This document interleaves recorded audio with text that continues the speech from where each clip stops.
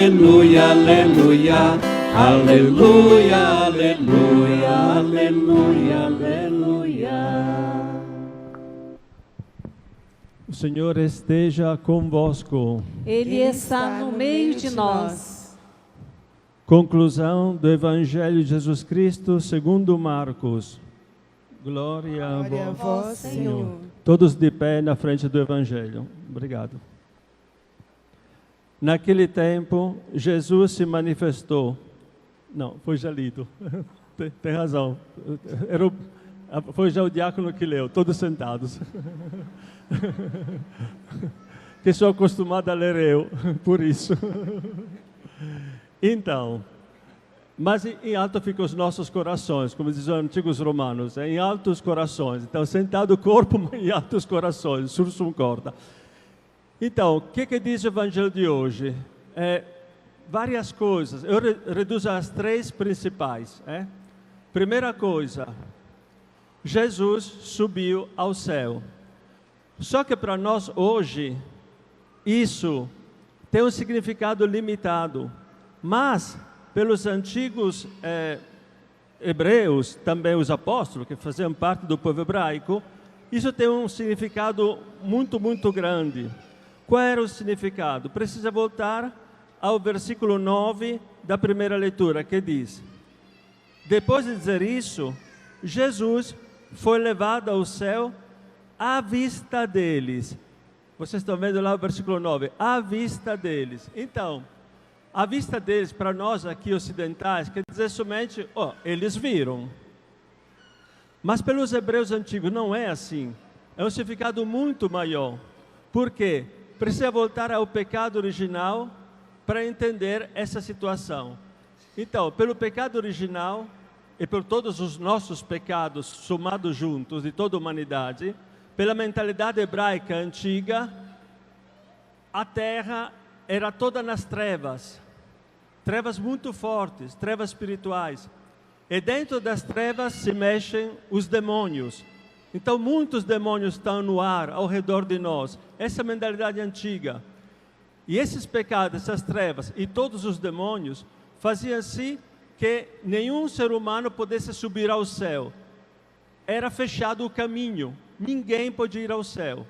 O que acontece? Quando Jesus ascende ao céu e está escrito à vista deles, isso para os hebreus é um significado enorme. Quer dizer que os pecados, as trevas eram vencidas. Tanto é que Jesus disse, está no Evangelho, eu como luz vim ao mundo. Depois Jesus disse também, eu sou a luz do mundo. E no Evangelho de São João está escrito, as trevas não poderão vencer a luz. Então, 3 vezes é dito o assunto da luz. Então, está escrito à vista deles. O que quer dizer? Não só que quando Jesus subiu ao céu e eles viram, as trevas eram vencidas pela luz que é Cristo. Mas quer dizer outra coisa também, que os demônios são vencidos. O poder dele é vencido. Por isso o caminho ao céu é aberto. E qual é esse caminho? Jesus disse, eu sou o caminho, a verdade e a vida. Então o caminho é o próprio Jesus. Por isso essa frase, a primeira leitura, depois de dizer isso, Jesus foi levado ao céu à vista deles, era importantíssima pela primitiva igreja e por todos nós hoje. Quer dizer que o poder do mal foi vencido. Em que sentido? Que os demônios são matados? Não, são puro espírito, tu não vai matar um anjo, não pode. Em que sentido? Que eles não podem agir? Podem agir sim, mas em um outro sentido, que quem é de Jesus é protegido. Na sua alma, estou dizendo, e pode subir ao céu, pelo santo sacramento. Primeiro de tudo, o batismo, a crisma, a eucaristia, todos os sacramentos. Então, esse é o primeiro grande assunto das leituras de hoje. O segundo assunto é o seguinte, está na segunda leitura. Essa segunda leitura que vocês ouviram não está nos vossos folhetos, mas não foi um erro. Por quê? Porque hoje a igreja dá 3 leituras possíveis. E aquela que foi feita uma das 3, é correto. Só que a folhinha faz o quê? Ela escolhe a leitura que quer. Mas quem lê pode ler uma das outras. porque são todas três admissíveis hoje. Mas naquela que está nos vossos folhetos, vocês podem olhar, está escrito o quê? Que a um certo ponto, no versículo 22, está escrito, sim, Ele, quem é esse Ele? Deus Pai, pôs tudo sob os seus pés. Os pés de quem? De Jesus. E fez dele, de Jesus, que está acima de tudo. Importantíssimo isso, que está acima de tudo. Jesus foi declarado Senhor. Senhor do céu, da terra, de tudo aquilo que é visível e invisível. Senhor. Isso é muito importante. Jesus Cristo é o Senhor. Esse é o grito dos primeiros cristãos. Jesus, aquele que foi crucificado e ressuscitou, é o Senhor. Jesus Cristo é o Senhor. Então aqui está no versículo 22, Ele, Deus Pai, pôs tudo sob os seus pés, os pés de Jesus, e fez dele, de Jesus, que está acima de tudo, a cabeça da igreja. Esse é o ponto. A cabeça da igreja. Esse é o segundo ponto do qual eu quero sublinhar hoje. Por que a cabeça da igreja? Continua no versículo 23. A qual é o seu corpo. A cabeça da igreja que é o seu corpo. Então nós somos corpo místico de Cristo. Pelo batismo, pela crisma, somos reforçados ainda em todo o sacramento, uma força de caminhar até o céu. Nós somos corpo de Cristo. Então o que está escrito nessa leitura segunda que vocês têm nos folhetos? Que Jesus Cristo é a cabeça da igreja. Os antigos santos padres diziam que onde a cabeça entrou, vai entrar todo o corpo, porque a cabeça não é separada do corpo. Esse corpo é vivo, é o corpo de Cristo da igreja que faz um só corpo. Então, onde entrou a cabeça, entraremos todos nós que somos o corpo místico de Cristo. Então, essa é a segunda razão de alegria. Jesus é o caminho para o céu, o caminho aberto, os demônios são derrotados, podem ainda agir, isso sim, mas são vencidos por quem fica perto de Jesus. Não só, onde está a cabeça, que Cristo está todo o corpo. Qual é o terceiro ponto? O terceiro ponto é o seguinte, é o mais complexo, mas eu vou dizer mais brevemente como eu sou capaz. Se nós somos o corpo de Cristo, quer dizer que somos unidos. E sendo que Deus ama toda a humanidade, todos somos, em graus diferentes, unidos diante de Deus. Ou por criação ou por redenção. Mas somos unidos. A humanidade é um corpo só diante de Deus. Se é um corpo só, tudo aquilo que de bem é feito, nem que seja por um, vai a bem de todos. Mas tudo aquilo que é feito de mal, nem que seja por um, toca também os outros. Então existe essa circulação de bem e também do mal dentro desse único corpo. Eu faço essa comparação aqui, quando ensino na sala de aula. Imagine uma mão, né? Se alguém injeta um veneno nesse dedo aqui, por exemplo, indicador, esse veneno fica só aí ou vai em todo o corpo? Vai em todo o corpo, faz mal a todo o corpo. Mas se alguém do outro lado coloca um antiveneno, aí salva todo o corpo. O que quer dizer? O bem que vocês fazem salva outros, não é só o bem vosso, mas de muitos outros. E no mundo inteiro. Mas o mal que é feito também afeta no mundo inteiro. Então, onde está o embate? Dentro da humanidade. Os demônios querem, e a mentalidade do mundo também, e as nossas paixões erradas também, que a gente faça o mal. Aí aumenta o mal em toda a humanidade. Mas se alguém reza, se alguém ama, se alguém recebe Jesus com amor, se alguém reza a Nossa Senhora, faz um contraveneno e diminui o mal que está no mundo. Nossa Senhora, quantas vezes apareceu dizendo, tem pouca oração no mundo, pouca oração, pouco amor. Por isso o mal parece ser maior e pode fazer mais desastres. Mas um pecado feito no Japão pode afetar o Brasil? Sim. Um pecado feito no Brasil pode afetar o Japão? Sim, porque somos um corpo único. E vai sofrer só alguns ou todo mundo? Todo mundo, porque o mal é caótico, caoticamente golpeia. Mas na nossa alma, o mal não pode tocar, porque somos de Deus. No máximo pode tocar o corpo. Mas o que dizia São Francisco? Nem que seja morte, o que ele dizia? Que a morte é só uma porta que se abre sobre aquele Jesus, aquela luz que nós amamos e que é o céu. Por isso ele chamava a morte irmã, nossa morte corporal. Por que irmã? Porque não me separa de Deus. É exatamente o contrário, me dá a Deus. Eu entro no céu. vou abraçar o meu Jesus. Então, eu quero que vocês entendam que a salvação é no coração. Não pense que é imediatamente no físico, ou imediatamente no dinheiro, como algumas igrejas nascidas há 50 anos dizem, ou imediatamente no carrão, ou imediatamente no gado. Não é assim. A bênção fundamental, essencial, é no coração. É aí. Se vocês perdem o coração, começam só a olhar as coisas materiais, perdem o centro espiritual da vossa vida, vocês não vão entender o que é a bênção de Deus. É no coração. É aí que reina o bem, ou é aí que reina o mal com todas as suas consequências. Então vamos pedir a graça de nunca dizer, uma pessoa está sofrendo porque pecou. Não é assim. Como aqueles que na internet estão dizendo, o povo do Rio Grande do Sul está sofrendo porque é pecador. Toda a humanidade é pecadora.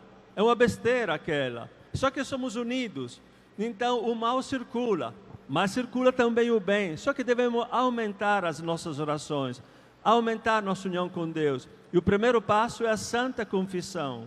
Não é só a comunhão. Eu dizia na minha paróquia na Itália, eu vejo filas para fazer a comunhão, mas não vejo filas para fazer a confissão. Por quê?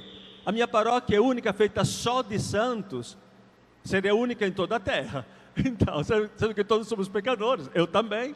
Então, é muito importante se confessar. Assim, as tuas orações e a tua comunhão têm mais valor, têm mais força, porque a tua alma é lavada, tu é perto de Deus.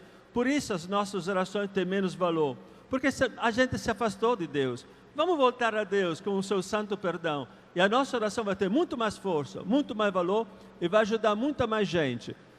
Termino com aquela frase que Nossa Senhora disse em Fátima: muitos vão ao inferno, porque não tem ninguém que reze e se sacrifique por eles. Então a nossa oração pode salvar outros? A resposta é sim, pode salvar sim.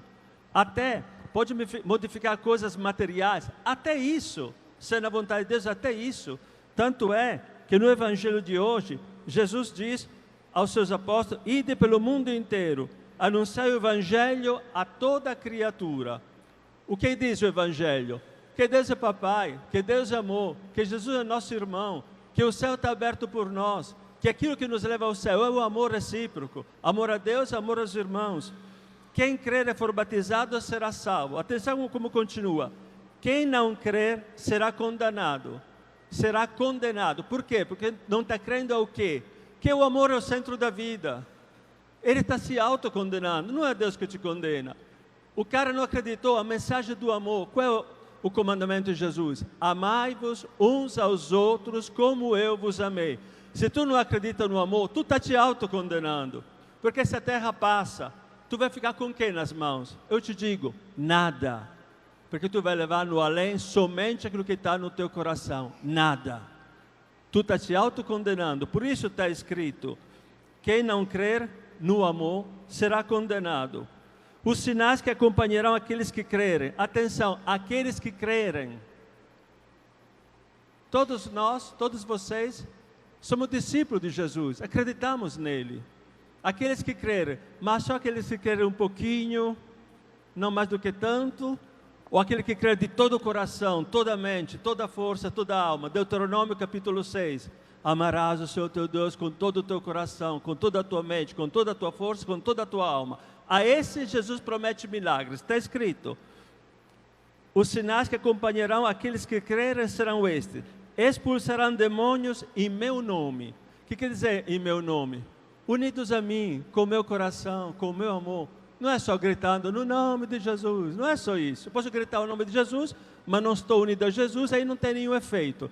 Tem que estar no nome, isto é, como diz a Bíblia, na pessoa de Jesus. É mais unido a Ele, mais tenho força para mandar embora os demônios. Por quê? Porque a força não vem de nós, mas de Deus, de Jesus. Então a união com Jesus dá força. Então expulsarão demônios em meu nome. Falarão novas línguas. Quantas vezes nas vidas dos santos, especialmente os primeiros que evangelizaram a Europa, foi feito o milagre de línguas. Eles entendiam línguas que não conheciam e conseguiam se comunicar. Isso por graça de Deus. São milagres, não são coisas que a gente faz, mas que Deus faz. Se pegarem serpentes ou beber algum veneno mortal, não lhe fará mal algum. Quantas vezes na vida do santo aconteceu isso? Por exemplo, quando queria matar São Bento, é só ler a vida de São Bento na internet. Quando queriam matar São Bento, deram a ele um copo de vinho, me parece, mas dentro tinham colocado veneno. São Bento ficou desconfiado, fez o sinal da cruz sobre aquele copo e pá! Ele quebrou instantaneamente. Tinha veneno dentro. Então, confiem, Deus está conosco, mas precisa que nós estejamos com Ele. Esse é o ponto. Quando impuser as mãos sobre os doentes, eles ficarão curados. Também aqui, todos vocês, todos nós, quando vamos visitar um doente, vamos dizer um Pai Nosso, vamos dizer uma Ave Maria, vamos dar força a esse doente, vamos apoiar a mão sobre ele, as duas mãos, dizer uma Ave Maria junto, pedir a Deus que seja Ele a curar. É Ele que faz, não somos nós. A gente não cura ninguém, Jesus cura.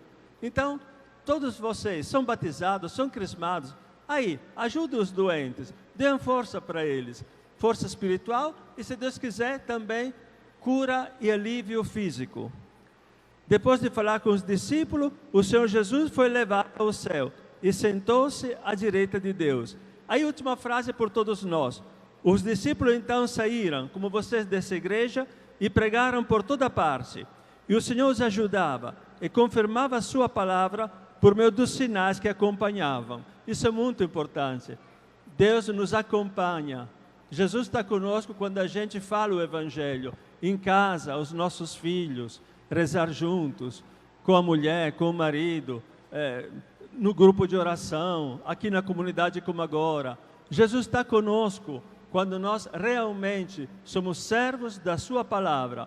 Temos defeitos? Temos, eu por primeiro. Mas Jesus não olha os defeitos. Olha que a gente ama Ele e quer caminhar com Ele. Aí Ele caminha conosco. Louvado seja nosso Senhor Jesus Cristo. Para sempre seja louvado. Creio em Deus Pai Todo-Poderoso.